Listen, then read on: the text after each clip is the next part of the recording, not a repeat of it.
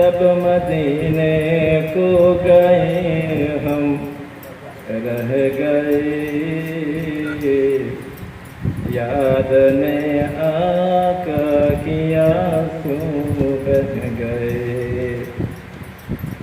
सब मदीने को गए हम रह गए, याद में आका की आंसू बह गए। हम मदीने जाएंगे अब के बरसों, हर बरस ये सोच कर हम रह गए। अल्लाहुम्मा सल्ली अला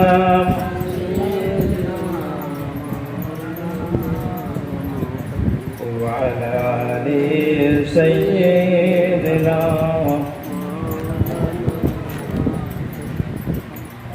সমস্ত প্রশংসা সেই মহান রব্বুল আলামিনের দরবারে, যিনি এক পবিত্র মজলিসে আমাদেরকে হাজির করিয়েছেন। সেই মহান রব্বুল আলামিনের দরবারে শুকরিয়া জানাই বলে আলহামদুলিল্লাহ। আর সেই নবী দো জাহানের বাদশাহ বাদশাহীর বাদশাহ হযরত মুহাম্মদ রাসূলুল্লাহ সাল্লাল্লাহু আলাইহি ওয়াসাল্লামের প্রতি জানাই অসংখ্য দরুদ ও সালাম। সকলে বলি সাল্লাল্লাহু আলাইহি ওয়াসাল্লাম।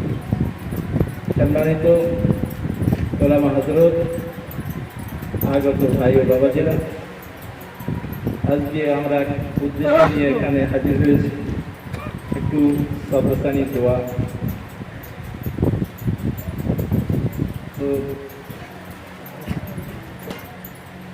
আমাদের হাকিম সাহেবের আব্বা জানুয়ারি আমরা যাবেন, সেই উদ্দেশ্য কিছু করে একটু মেহমানদারি করে দোয়া।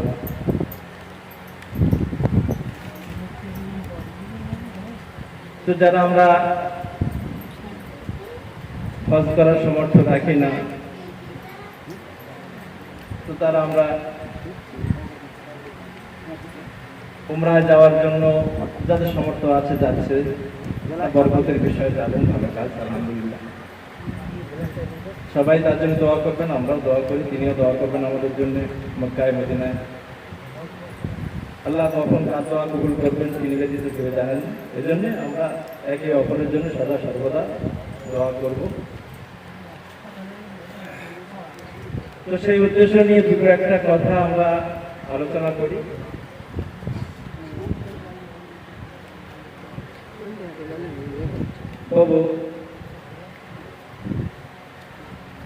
মসজিদে নবাবিতে যদি কেউ নামাজ আদায় করে,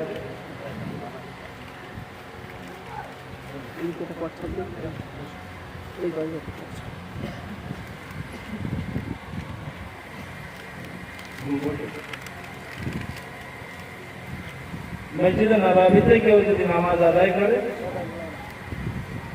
এক রাকাতের বদৌলতে কত সওয়াব হবে? 50,000।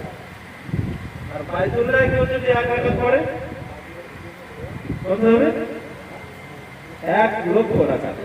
আপনি এক রাকাত পড়বেন, ওখানে অন্য জায়গায় আপনার 1,00,000 রাকাত পড়লে সেই সব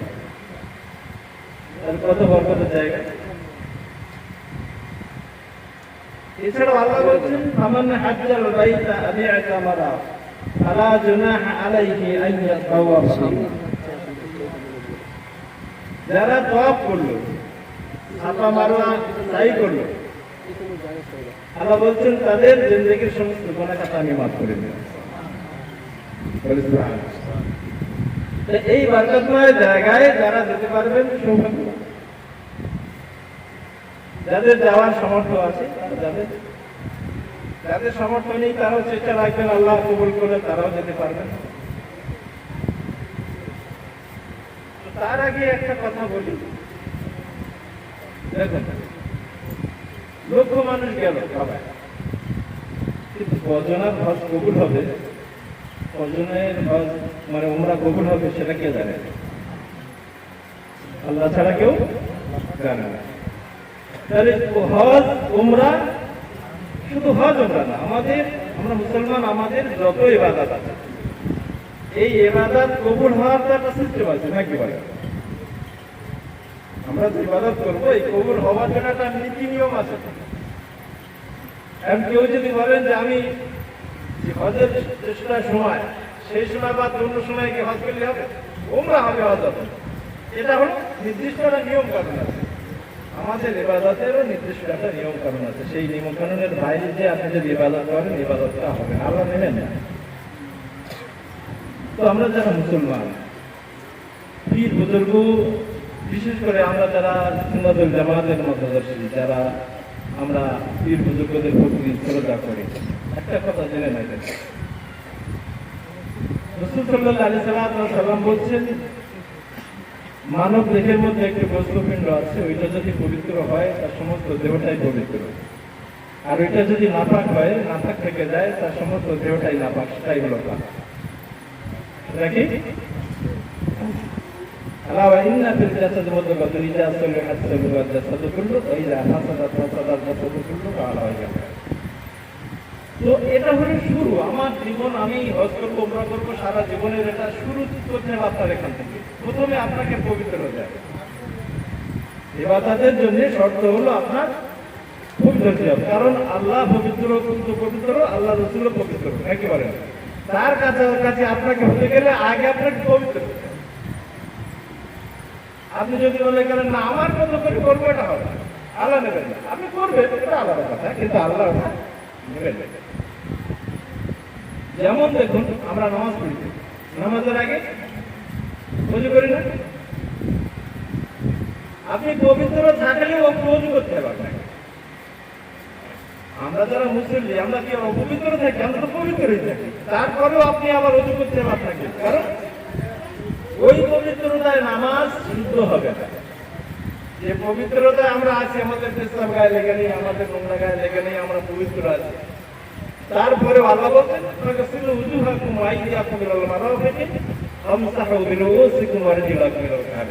এক কথায় আমরা মুখমণ্ডল দৌত করা, করা, আল্লাহ বলছেন এক কথায় আমরা ঠিক ওযু করি। আল্লাহ বলছেন যদি নামাজের কাছাকাছি তোমরা আগে ওযু করো, ওই পবিত্রতায় আল্লাহর সঙ্গে আপনি আল্লাহর কাছাকাছি হবেন। আল্লাহর নৈকট্য, মানে সিজদায় যখন যায় মানুষ, সবথেকে আল্লাহর কাছাকাছি হয়। তোমরা সিজদা করো আর করিব হয়ে যাও, নিকট হয়ে যাও। আর আল্লাহ, আল্লাহর সব থেকে নিকটে আপনি যাবেন, আল্লাহ সব থেকে নিকটবর্তী আপনি হবেন। হতে গেলে আপনার যে পবিত্রতা আছে ওই পবিত্রতা চলবে না, বুঝে গেছে? আরো বেশি পবিত্র হতে হবে আপনাকে। তো এই অবস্থায় তাহলে আমরা ওযু করছি, ওযু করার পরে তারপরে নামাজে দাঁড়াচ্ছি। রাসূল বলছেন ওটাও কমপ্লিট হলো না, এইটাকে পবিত্র করতে হবে, কারণ এটা আমরা সব বাইরে ধরতে করলাম, বাইরে ধরলাম। আল্লাহর কাছাকাছি হওয়ার জন্য শুধু বাইরে ধরে আল্লাহর কাছাকাছি হওয়া যাবে। আর এই জন্যে সাধুদের কিবলা রহমাতুল্লাহ আলাইহি এবং বিশ্বের যত ওলি বুজুর্গ, তাদের কাজ শুধু বাইরে ধোয়া না, শুধু বাইরে পবিত্র না, বাইরের সঙ্গে ভেতরটাও পবিত্র করার ব্যবস্থা তারা করেছেন, নিজেরাও করেছেন এবং অপরকে এই শিক্ষা দিয়েছেন। আর যেই আপনি কাছাকাছি হবেন, যেই আপনি পবিত্রতার অবস্থায় আসবেন, তখন আপনার বীরের চোখ যে আছে, অন্তঃচক্র আছে, আল্লাহ শুনতে পাবেন। তাহলে মূল বিষয় হলো এই পবিত্রতার জায়গায় আপনাকে আসতে হবে। এই পবিত্রতা হবে কি করে? এই পবিত্রতা হওয়ার মাধ্যম হলো আল্লাহ ওয়ালার সোহবত।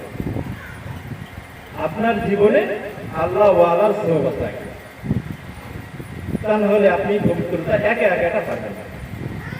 রাসূল সাল্লাল্লাহু আলাইহি সাল্লামের কাছে গিয়েছেন সাহাবা রাদিয়াল্লাহু তাআলা, তারা রাসূলের কাছাকাছি ছিলেন। যে যত বেশি রাসূলের কাছাকাছি থাকতে পেরেছেন, হতে পেরেছেন, তার মাকাম তত বেশি হয়েছে। সুবহানাল্লাহ। রাসূল সাল্লাল্লাহু আলাইহি সাল্লাম 10 জন জান্নাতের নাম বলে দিয়েছেন না, আশারায়ে মুবাশশারা আমরা বলি। তারা কি কাছের লোক না দূরের লোক? সব কাছাকাছি, যত বেশি কাছে তাদের উপর থেকে আল্লাহ পাক রব্বুল আলামিন তাদের নাম ঘোষণা করে দিয়েছেন যে এরা জান্নাত। সুবহানাল্লাহ। এই জন্য ওলি বুজুর্গর যে যত বেশি কাছে থাকতে পারবেন, তার মাকাম, তার অবস্থা, তার আল্লাহ রাসূলের সঙ্গে কানেকশন তত বেশি হয়, তত মধুর। বিষয় হলো আমরা এই থেকে দূরে, এই আল্লাহওয়ালা সোহবত থেকে দূরে। আমাদের মূল আমরা সব করি, আমরা নামাজ পড়ি, কেউ তাহাজ্জুদ পড়ি, কেউ ইশরাক পড়ি, সাত পড়ি, জিকির করি, দরুদ পড়ি, সব পড়ি, কিন্তু এই একটা জিনিসের জন্য আমরা সব থেকে দূরে। আমরা আল্লাহর সঙ্গে সম্পর্ক স্থাপন করার যে মানুষ, সেই মানুষটার সোহবত আমরা নেই, কাছাকাছি যাই।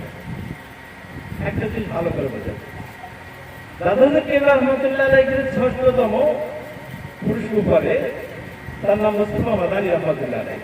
এরা আমরা অনেকে নাম শুনেছি। মুস্তাফা মাদানী রহমতুল্লাহ আলাইহির নাম অনুসারে মেদিনীপুর। মুস্তাফা মাদানী রহমতুল্লাহ আলাইহির পীর ভাই হলেন বাদশাহ ঔরঙ্গজেব।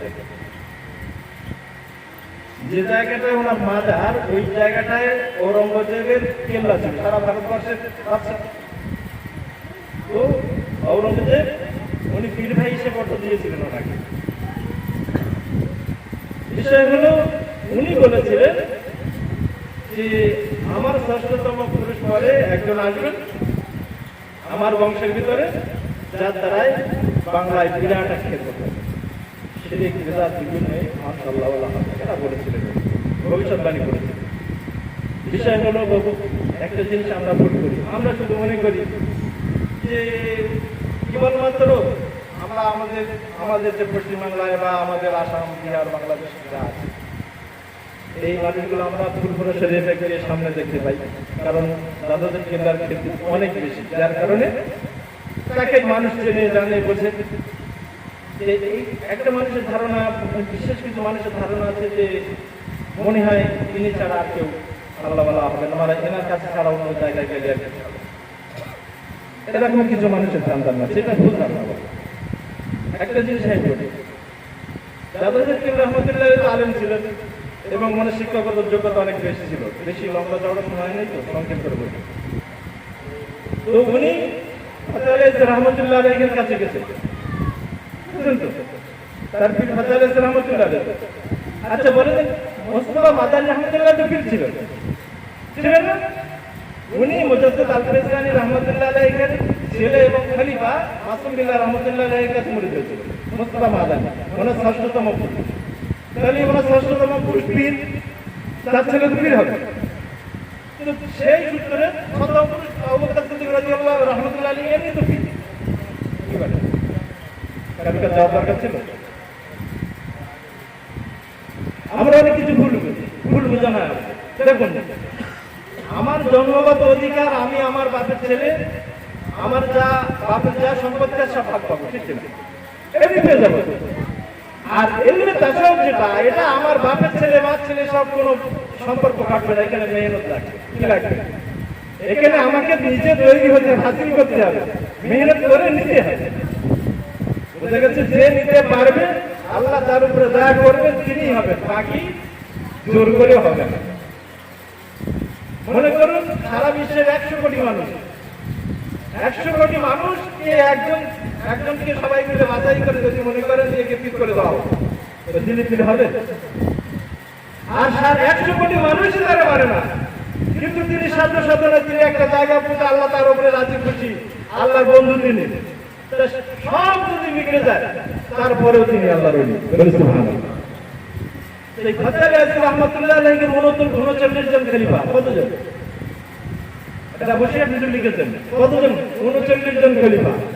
এই ৩৯ জন খলিফার ভিতরে ৪ জন আছে ফুরফুরারে নাম, মনে এইসব শোনেন না কোনোদিন। দাদাদের কেবলা রহমতুল্লাহ আলাইহিকে নিয়ে মোট ৫ জন ফুরফুরার। ৪ জন খলিফা, খাজালী রহমতুল্লাহ আলাইহি খলিফা। তার একজনের নাম হলো গোলাম সালমানী রহমতুল্লাহ আলাইহি, যিনি ২য় নম্বরে খাজালী রহমতুল্লাহ আলাইহি, উনি ২য় নম্বরের খলিফা। ৩য় নম্বর দাদাদের কেবলা রহমতুল্লাহ আলাইহি। ৪র্থ নম্বর বাদে ৫ম নম্বরে খাজালী রহমতুল্লাহ আলাইহির একজন কন্যা আছে, নাম তার জোহরা খাতুন, মুর্শিদাবাদে বাড়ি। এই জোহরা খাতুনের এখন এক বিরাট মাজার আছে। তো ওনার কন্যা, উনি বলেছিলেন বাংলার যদি রাবিয়া বসরি কেউ থেকে থাকে, এই জোহরা খাতুন বাংলার রাবিয়া। বলি সুবহানাল্লাহ। তো খাজালী রহমতুল্লাহ আলাইহি যে ৩৯ জনকে খেলাফতে দিয়েছিলেন, তো এই 39 জনের কাছে যার কাছে আপনি যাবেন তার কাছ থেকে তুমি আল্লাহ ওয়ালা হওয়ার সৌভাগ্য লাভ করবেন। হ্যাঁ, দাদুদের কেবলার ইলম, তার আমল, তার আখলাক, তার অনেক উচ্চ পর্যায়ে অনেক প্রচার উনি করেছিলেন, মেহনত করেছিলেন, হয়েছে মানুষ তাকে বেশি চেনে। কিন্তু ধারণা এটা দেখা কখনোই ঠিক নয় যে কেবলমাত্র দাদুদের কেবল রহমতুল্লাহ কাছে হবে আর বাকি 38 জনের কাছে কিছু হবে না, এটা বললাম। কারণ সবাই রহমতুল্লাহ খলিফা। আপনি যার কাছে যাবেন, আমাদের ভাঙড় কলেজ থেকে যদি কেউ বিএ পাস করে, যে ফার্স্ট ক্লাস ফার্স্ট, আর বাকি যারা পাস করছে সবারই একই সার্টিফিকেট। ওই সার্টিফিকেট আলাদা কিছু নেই, কি বলেন? শিক্ষিত মানুষ তারা জানে সার্টিফিকেট সব একই। নাম্বারের হেল্পের কম বেশি থাকতে পারে, কিন্তু সার্টিফিকেট সব একই। তার কাছে যারা বিএ পাস করে সার্টিফিকেট পেয়েছেন, তার কাছে গেলে কি শিক্ষা হবে না? হ্যাঁ, ফার্স্ট ক্লাস ফার্স্ট আর কারোটা হ্যাঁ কম বেশি হতে পারে, কিন্তু হবে না, কেউ বলতে পারবে না। এই জন্য কোনো আলেম ওলামা বলে না যে কেবলমাত্র তোমরা ফুরফুরাই মুড়ি খাও, কেবলমাত্র তোমরা ফুরফুরা ছাড়া অন্য জায়গায় গেলে কিছু পাবে না। কোনদিন দাদাদের কেবলের কথা বলেছেন? বসিয়ার কথা বলেছেন? কোন ভাই সাহেবের কথা বলেছেন যে আমাদের কাছে ছাড়া আর কারোর কাছে কিছু নেই, হবে না? এই জন্য কিন্তু আমাদের কিছু কম শিক্ষিত যারা আমরা কম জানি, কম বুঝি, তারা মনে করি কিছু পাবো না। আপনার বাড়ির কাছে যদি ঠিক থাকে, মনে করুন রহমতুল্লাহ আলাইহির 5 জন খলিফা, 4 জন খলিফা ফুরফুরা, তাহলে ফুরফুরা লোক কেউ গোলাম সাল্লাল্লাহু আলাইহি রহমতুল্লাহর কাছে মুরিদ হয়েছেন, কেউ দাদুদের কেবলের কাছে মুরিদ হয়েছেন, কেউ আরো অন্যজনের কাছে হয়েছে। দেশের তারা এই ওলি হওয়ার জন্য আপনাকে কি করতে হবে? তার তওবা করতে হবে। কি বুঝবেন?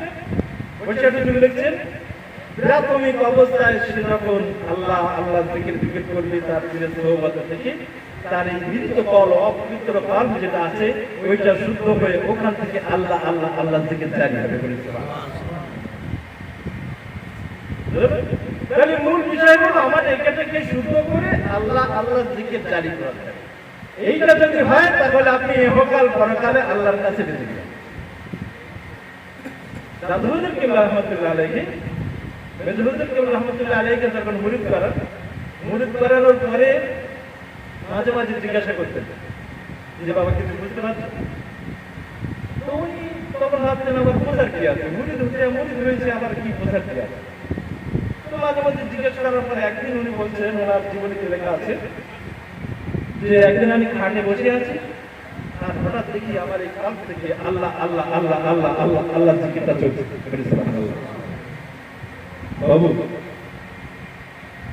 দাদুর কেবলা রহমতুল্লাহ আলাইহি উনি ওনার পীরের কাছ থেকে পেয়েছেন, ফতেহ আলী রহমতুল্লাহর কাছ থেকে পেয়েছেন। ফতেহ আলী রহমতুল্লাহ আলাইহি ওনার পীর নূর মোহাম্মদ রহমতুল্লাহ আলাইহির কাছ থেকে পেয়েছেন। এই যে সিলসিলা একজন থেকে আরেকজন পেয়েছেন, বাবু আমি আপনি তারা পার হয়ে যাবে, আমি আপনি কি করে পারবো? বুঝতে পারলেন? আমরা তো নাম মারি দেখে রয়েছি, শুধু তারা কারণ থেকে রয়েছে, এখানে তো জীব যিনি আজকে কাবায় যাবেন, জানাই যাবেন, কবুল হবে কিনা কে জানে? আল্লাহ জানে, তাই না? আল্লাহ ইকবাল বলছেন, দিল বাজাস্তা আওয়ার কে হজ্জাত বারাত সদ হাজারা কাবা এক দিল বেহজারাত কাবা বুনিয়াদ খলিল আজরাত দিল গুজর গাহে দলিল আকবরাত। দিল যদি শুদ্ধ হয়, দিল যদি পবিত্র হয়, দিল যদি জেকেলে জারি থেকে দিলে ওই বান্দার হজ্জে আকবার কবুল হয়ে যাবে, হজে না গেলেও। বলে সুবহানাল্লাহ। যার দিলটা একবার আল্লাহ জিকিরে জারি হয়ে গেল, ওই বান্দার হজ্জে আকবার হয়ে গেল। সদ হাজারা কাবা এক দিল মেহজারাত, 6000 কাবা থেকে তার দিলটা উত্তম হয়ে যাবে। বলে সুবহানাল্লাহ। 6000 কাবা থেকে ওই দিলটা উত্তম হয়ে যাবে। কাবা বুনিয়াদ খলিল আজরাত দিল গুজর গাহে দলিল আকবরাত। এই জন্য কাবা শরীফ তৈরি করছেন ইব্রাহিম খলিলুল্লাহ, তাই না? ইসমাইল ইব্রাহিম খলিলুল্লাহ রহমতুল্লাহ আলাইহি তৈরি করেছিলেন না? গুজর গাহে দলিল আকবরাত। দিল ওই জিনিস যেখানে খোদ আল্লাহ স্মরণ, যেখানে খোদ আল্লাহ জিকির তৈরি হয়, এই দিলটা যদি শুদ্ধ না করা গেছে, এই দিলটা যদি ঠিক না করা গেছে, তাহলে কাবায় তো আপনি যাবেন আলহামদুলিল্লাহ, কিন্তু কবুল হওয়াটা তো আল্লাহর হাতে। মসজিদে আপনি যাবেন সেটা তো আলাদা ব্যাপার, কিন্তু কবুলটা হবে সেটা তো আল্লাহর হাতে। তো রসুলের যে সিস্টেম, আল্লাহ যে সিস্টেম বলে দিয়েছেন, এর বাইরে যদি আমি আপনি যাই, এটা কবুল হওয়ার আশা রাখেন। এই এই তবকা, এই অবস্থার যখন উন্নতি হবে, এটা তো প্রথম ক্লাসের কথা বললাম। আমরা তো দাদুজুর কেবলা রহমতুল্লাহ আলাইহি বা তার আলাওয়ালা দিয়ে শুধু চিল্লাচিল্লি করি, নারায় তাকবীর জিন্দাবাদ, এটা তো করি। তবে জিন্দাবাদ দিলে তো শুধু হবে না, বুঝতে হবে কেন জিন্দাবাদ দিচ্ছি। আরে বাবু, ভোট হারিয়ে দেবেন, বুঝে দেবেন না, না বুঝে দেবেন। জ্ঞানী মানুষ, শিক্ষিত মানুষ সব বুঝে দেবে যে কেন আমি দিচ্ছি, সেটা নিয়ে দেবে। দাদুজুর কেবলা রহমতুল্লাহ আলাইহি এই যে অবস্থা, কাল প্রথম নম্বর রূপ, শের, খবি, আকবার, নাস, আবাদশ, আকবার, সমস্ত দেব হুজুর লিখছেন, এই সমস্ত অঙ্গ থেকে প্রত্যেকটা জায়গা থেকে আল্লাহ থেকে জারি হবে আল্লাহ ওয়ালা। বলেন সুবহানাল্লাহ। দাদুজুর কেবলা রহমাতুল্লাহ আলাইহি ওনার পীর ফাজারিয়াত রহমাতুল্লাহ আলাইহির কাছ থেকে যে ফায়দানের দোয়াত নিয়েছিলেন, ওই ফায়দানের দোয়াতটা এরকম অবস্থায় ছিল, এরকম খবর ছিল। দাদুজুর কেবলা রহমাতুল্লাহ আলাইহির সমস্ত শরীর আল্লাহ আল্লাহ আল্লাহ আল্লাহ জিকিরে জারি হয়েছিল। এবং এই চাকরিটা শুধু নিজের জারি হয়েছে এরকম নয়, শুধু নিজের হচ্ছে নিজে বুঝতে পারছে এরকম নয়, ওনার কাছে যারা মুরিদ, যারা খলিফা এরকম ছিলেন, সমস্ত মানুষকে ওই পর্যায়ে পৌঁছে দেওয়ার মতো ক্ষমতা আল্লাহ দাদুজুর কেবলা রহমাতুল্লাহ আলাইহি দিয়েছিলেন। কিন্তু দুর্ভাগ্যের বিষয়, আমরা তার কি বুঝলাম? লক্ষ কোটি ভক্ত, আপনি প্রভু জিজ্ঞেস করুন, খবর নেই। কারণ আমরা কোন এক আল্লাহ বলা, তিনি যেটা বুঝিয়ে গেছেন, তিনি জীবনে যেটা দেখিয়ে গেছেন যে একজন আল্লাহ বলা দরকার, উনি 40টা হাদিসের কিতাবে সনদ পেয়েছিলেন কাবাতে মক্কা থেকে। তখন উনি যে দেখিয়ে গেছেন যে একজন ওলি হতে হবে, একজন ওলি সোহবত দরকার, আমরা কাজ করতে। এই হলো আমাদের জীবনের বড়, যার কারণে আমরা কেউ 30 বছর, কেউ 40 বছর নামাজ পড়ছি, কিন্তু কিছু বুঝি না। এই নামাজ কি হলো কি না কোনো খবরই নেই আমার কাছে। আল্লাহ বললেন, ফাইন্নাহা লা তা'মাল আবসার ওয়ালাকিন তা'মাল কুলুবুল্লাতী ফিস সুদূর। আরে বান্দা, তোমরা মনে করো তোমাদের এই চোখ হয়ে গেছে, না না না না, তোমাদের এই চোখ অন্ধ হয়ে যায় নাই, অন্ধ হয়ে গিয়েছে তোমাদের কালবের যে চোখ আছে, ওই চোখটা তোমাদের অন্ধ হয়ে গিয়েছে। এই চোখ যদি কারো খুলে যায়, এই চোখ যদি কারো প্রশস্ত হয়ে যায়, স্বচ্ছ হয়ে যায়, ওরে বান্দা, কাবা শরীফে গিয়ে আমরা হজ করি, কাবা শরীফে গিয়ে আমরা উমরা করি, তওয়াফ করি, সাই করি, কিন্তু আল্লাহ ওয়ালারা এরকম বান্দা ছিলেন। হযরত কুতুবউদ্দিন বখতিয়ার কাকি রহমাতুল্লাহ আলাইহি উনি বলছেন, একটা জায়গার মজলিস হচ্ছে, ওনার সমস্ত ভক্তরা রয়েছে, ওনার ভক্তদের মধ্যে খাজা ফরিদউদ্দিন মাসুদ গঞ্জশেখর রহমাতুল্লাহ আলাইহি আছেন। উনি কিতাবে লিখছেন যে একটা সময় হুজুর মিলাদ করছেন, ওয়াজ করছেন হজ সম্পর্কে, কিভাবে হজ হয়, কিভাবে হজ করতে হয়, কিভাবে হজের নিয়ম পালন করতে হয়, এরকম বক্তব্য রাখতে রাখতে একটা সময় এসে গিয়েছে, হুজুরের একটা জজবা ধারাত এসে গিয়েছে। হুজুর বললেন, যে কোনো মুমিন বান্দা, আল্লাহওয়ালা বান্দা যদি মনে করে যে আমি পৃথিবীর যে কোনো একটা প্রান্ত থেকে আমি বাইতুল্লাহ জিয়ারত করব, বাইতুল্লাহ তাওয়াফ করব, তাহলে আল্লাহ রব্বুল আলামিন তার ওই বন্ধুর কাছে ওই জায়গায় আল্লাহ কাবা শরীফকে আল্লাহ পাঠিয়ে দিয়ে দেবে। হাকিকাতে কাবাটা চলে যাবে সেখানে, ওই মুমিন বান্দা, আল্লাহওয়ালা বান্দা সেই জায়গায় তিনি তাওয়াফ করে নিতে পারবেন। খাজা ফরিদউদ্দিন মাসুদ গঞ্জশেখর রহমাতুল্লাহ আলাইহি উনি লিখছেন, এরকম অবস্থায় উনি যে এই কথাটা বললেন, আমরা সবাই একটু নড়ে গেলাম, একটু চমকে গেলাম। চমকে যাওয়ার পরে আমরা দেখলাম কাবা শরীফ আমাদের সম্মুখে উপস্থিত। হুজুর বললেন, বাবারা তোমরা সকলে তাওয়াফ করে নাও, আমরা সকলে মিলে হুজুরকে সঙ্গে নিয়ে একসঙ্গে আমরা পাপ করে নিলাম। পাপ করার পরে গায়েব থেকে আওয়াজ হলো, ওরে বান্দা তোমাদের প্রত্যেকের হজ আল্লাহ দরবারে মকবুল হয়ে গেছে। নারে তাকবীর, নারে তাকবীর। আরে আল্লাহ ওয়ালা বান্দার সঙ্গে আল্লাহর এমন সম্পর্ক, আল্লাহ ওয়ালা বান্দার সঙ্গে আল্লাহর এমন মহব্বত আছে, আল্লাহ পাক রব্বুল আলামিন তার দিলের খবর জানেন। আল্লাহ ওয়ালা বান্দাদের হাত তুলে বলতে হবে না আল্লাহ আমার এটা চাই ওটা চাই, এটা চাই ওটা চাই, হাত তুলে বলা দরকার নেই। ওই বান্দা দিল থেকে বলবে আল্লাহ এটা করে আমার ভালো হয়, আল্লাহ আমার এটা দাও এটা চাই। হাত তোলা রাখবে আল্লাহ পাক রব্বুল আলামিন আরশের মালিক সব দেখছেন, আল্লাহ কবুল করে নেন। কি বলছেন? সবসময় উচ্চ স্তর যারা বুজুর্গ, উচ্চ স্তর যারা নবী, তারা আল্লাহর কাছে আল্লাহ এটা দাও ওটা দাও, এই লাগবে সেই লাগবে এরকম বলছে।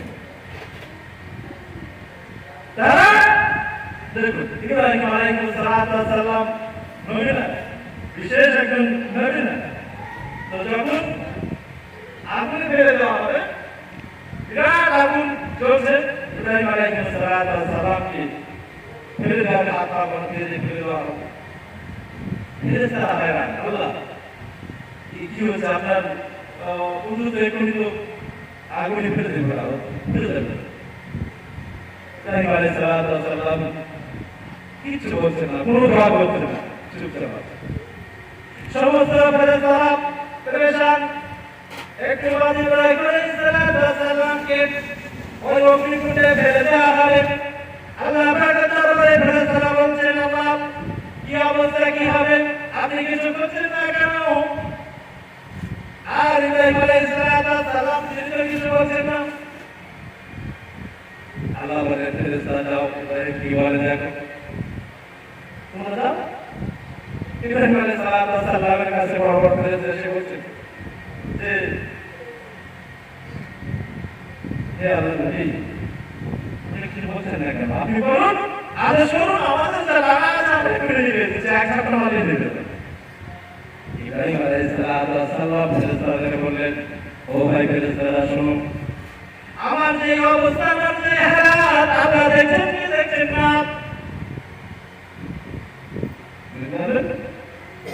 আল্লাহ দেখছেন কি দেখছেন না? আমাকে তুমি আগুনে ফেলে দেওয়া হবে, আল্লাহ দেখতে পাচ্ছেন কি না? তাহলে আমার কি বলার আছে? আল্লাহ তো জানেন কি করতে হবে আমার হাবিবের জন্য, অতএব আমার বেশি কিছু বলার দরকার নেই। আল্লাহ রাব্বুল আলামিন ইব্রাহিম আলাইহিস সালামকে যখন ফেলে দেওয়া হলো আগুনে, আল্লাহ বললেন কুন নারু কুনি বারাদাহু আসসালামান আলা ইব্রাহিম। আল্লাহ বললেন হে আগুন তুমি শান্ত হয়ে যাও, শান্ত হয়ে যাও আমার ইব্রাহিমের জন্য। আল্লাহ পাক রব্বুল আলামিনের নবী, আল্লাহ পাক রব্বুল আলামিনের নবী আগুনের মধ্যে পড়ে গেলেন, কিন্তু আল্লাহর হুকুম কোন পোড়ানোর মতো জ্বালানোর মতো ক্ষমতা আগুনের আর থাকলো না। আল্লাহ ওয়ালা বান্দা যারা হয়েছেন, আল্লাহর মাহবুব বান্দা যারা হয়, তারা শুধু আল্লাহর দিকে তাকায়, তাদের দিল যদি একবার বলে আল্লাহ এটা করে দেন, আল্লাহ পাক রব্বুল আলামিন ওই মাহবুব বান্দার কাছে তাকে তার কথাটা ফেলতে পারে না, মারতে পারে না। এই জন্য ভাই আমি আপনি জীবনে একলা একলা আল্লাহ মাহবুব বান্দা হয়ে যাবে তা হবে না, আপনাকে একজন আল্লাহর কাছে যেতে হবে, তার সোহবত নিতে হবে। আমরা যত ইবাদত করি না কেন আমাদের দুর্বল হয়ে যায়, যা করি নিজে নিজে করি, নিজে নিজে বাবু সব নিজে নিজে হবে। হ্যাঁ আল্লাহ রাসূল সাল্লাল্লাহু আলাইহি সাল্লামকে পাঠিয়েছেন ঠিক করার জন্য। জ্ঞান বুদ্ধি বিবেক সব রয়েছে না, কার নেই বলেন, কোন মানুষের জ্ঞান বুদ্ধি নেই যাবে? হ্যাঁ দেখেছো তো কোনটা ঠিক করে কে তার জ্ঞান কারণ নেই, দেয় না না, কি করে ভুল করবো বলে, কি করে ভাষণ করছে, জ্ঞান কারণ নেই। জ্ঞান কাণ্ড দিয়েছে, সঙ্গে শয়তানও আছে, এই শয়তানটাকে বলবেন কি করবে? এখানেই তো আল্লাহ যখন আল্লাহ সুবহানাহু আপনি যাবেন থাকবেন, তখন রুহানি পাওয়ার তৈরি হবে। সেই পাওয়ারের কারণে আপনি শয়তানের কথা না মেনে আপনি আল্লাহ ওয়ালার কথা মেনে নেবেন, তখনই আপনি কামিয়াব হবেন। সুবহানাল্লাহ, নারে তাকবীর।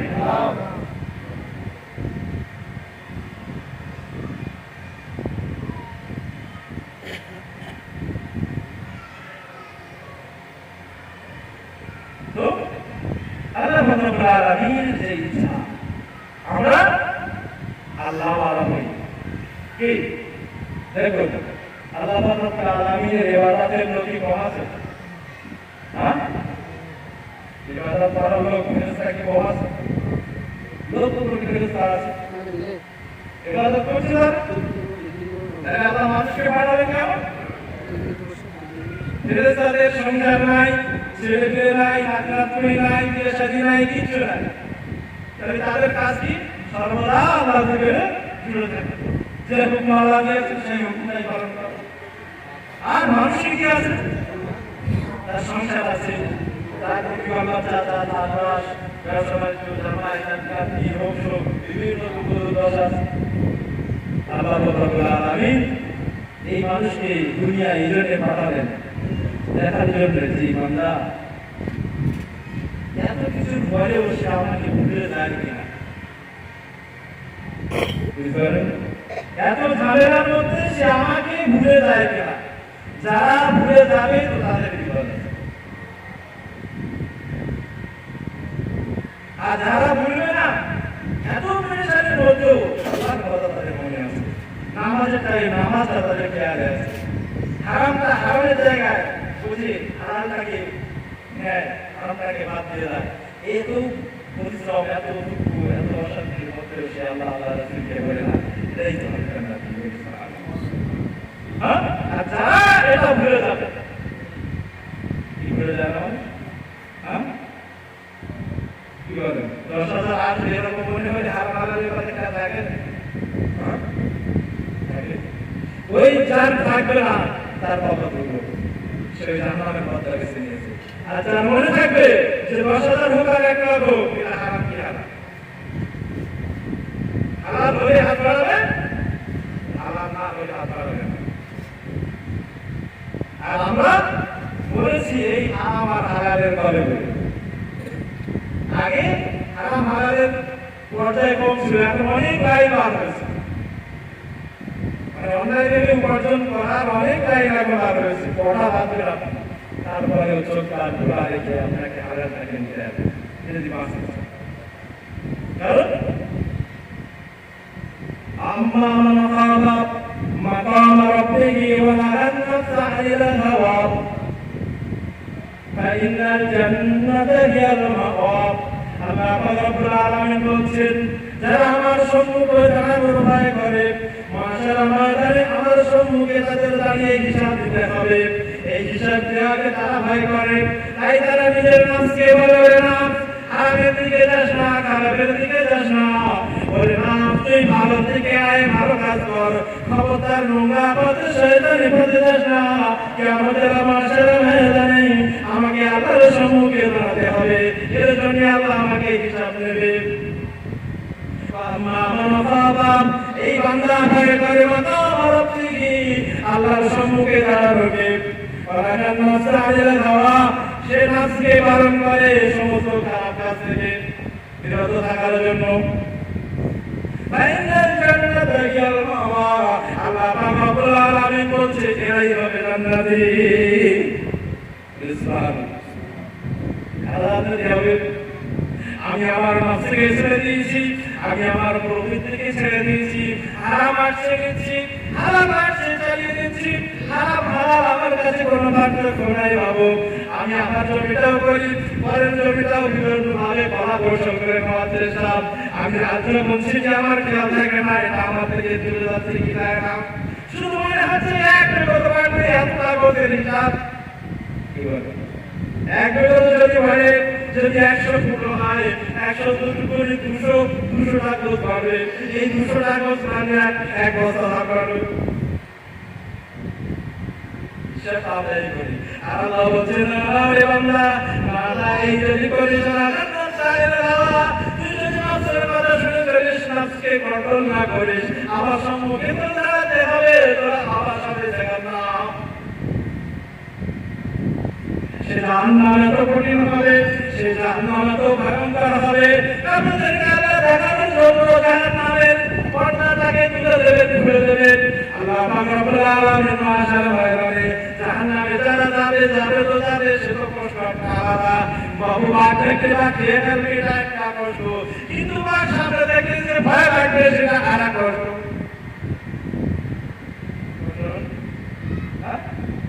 ধর্ম একটা জিনিস আছে, যদি ভয় লাগে আর একটা।